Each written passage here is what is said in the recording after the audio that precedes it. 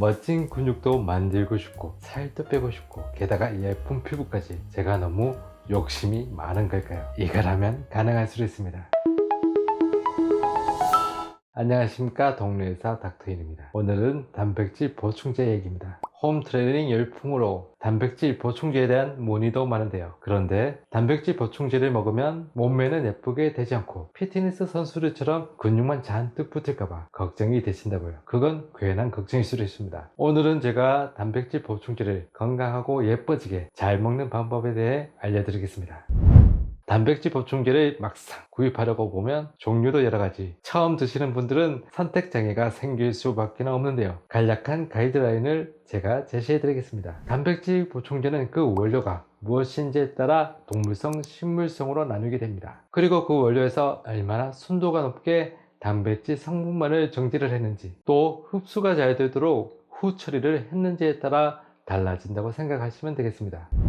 첫 번째, 동물성 단백질 보충제입니다. 우유 속에 들어있는 유청 단백질, 요걸 가공해서 만듭니다. 유청에는 유당을 포함해 락토알부민, 락토글루불린, 무기질 등 다양한 성분들이 많이 포함되어 있는데요. 만약 여러분께서 이 유당을 잘 소화를 못 시키는 유당불내증이 있으시다면 유청 단백질로 만든 동물성 단백질 보충제는 속이 좀 불편해질 수도 있습니다. 그럴 경우 단백질 성분만 90%까지 더 농축시켜 유당의 함유량이 상대적으로 적어진 이 분리유청 단백을 권해드립니다. 농축이라는 공정이 한 번 더 들어가기 때문에 가격은 더 올라갈 수밖에 없다는 점. 따라서 여러분께서 우유를 먹을 때마다 배가 아프거나 위장 장애가 없으시다면 굳이 비싼 돈 들여 이걸 살 필요가 없다는 거죠.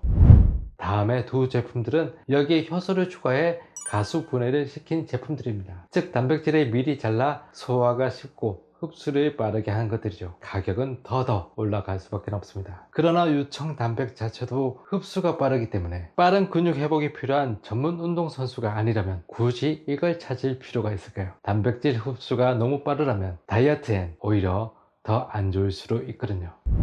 두 번째, 식물성 단백질 보충제는 주로 콩 단백질을 이용합니다. 된장, 두부, 콩나물의 주 성분 대두의 소이 프로테인과 완두콩의 피 프로테인입니다. 특히 대두는 단백질 조성이 매우 훌륭한 것으로 알려져 있습니다. 단백질을 소화시켜 필수 아미노산을 얼마나 잘 공급할 수 있는지를 평가한 FDA와 세계보건기구에서 채택한 이런 점수 체계가 있는데요. 여기서 대두를 정제해 순수 단백질 성분만 농축시킨 분리 대두 단백이 유청 단백질과 함께 품질이 제일 좋은 1위에 올라 있습니다. 비싼 소고기보다도 훨씬 더 좋은 거죠. 그래서 식물성 단백질 보충제 중에선 이 분리 대두 단백을 사용한 제품을 많이들 추천합니다. 그러나 대두에 알러지가 있으신 분들, 그리고 유전자 변형, 즉 GMO 품종을 싫어하시는 분들은 대두보다는 단백질 품질에서는 조금 떨어지지만 GMO 품종이 없는 완두콩을 사용한 단백질 보충제를 구입하시면 되겠습니다.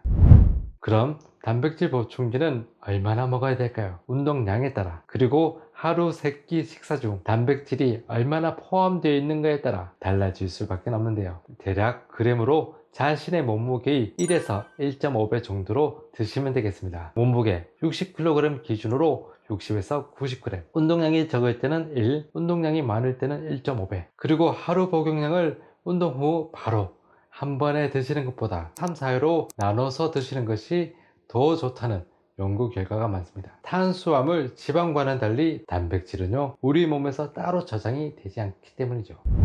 그리고 단백질도 탄수화물처럼 췌장에서 인슐린 분비를 자극하는데요. 특히 단백질 보충제에 많이 들어있는 이 아미노산들이 췌장에서 인슐린 분비를 많이 자극한다고 합니다. 따라서 너무 빠른 속도로 단백질 보충제가 우리 몸으로 흡수가 된다면 인슐린 분비는 더 많아지게 되고, 증가된 인슐린은 체지방을 더 많이 만들도록 자극하게 됩니다. 따라서 인슐린 저항성도 더 악화시켜 다이어트뿐만 아니라 우리 몸에 좋지 않은 영향을 끼칠 수도 있다는 거죠.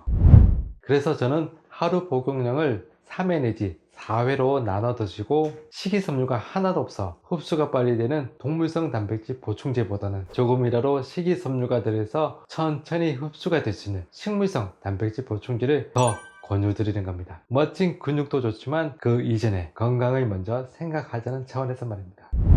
정리를 하면요, 적당한 근육과 다이어트 그리고 장 건강까지 생각한다면 식이섬유가 들어있는 식물성 단백질 보충제를 권해드립니다. 게다가 식물성 단백질 보충제의 주 성분 대두 같은 콩에는 우리 몸에서 콜라겐을 합성할 때 꼭 필요한 필수 아미노산 라이신도 많이 들어있습니다. 피부 건강에도 좋을 수밖에 없는 거죠. 남들이 좋다고 해서 무심코 먹고 있는 영양제 그리고 건강 보조식품들 한 번쯤 생각해보고 먹게 되면 나의 건강에 더 좋을 수도 있습니다. 시청해 주셔서 감사합니다.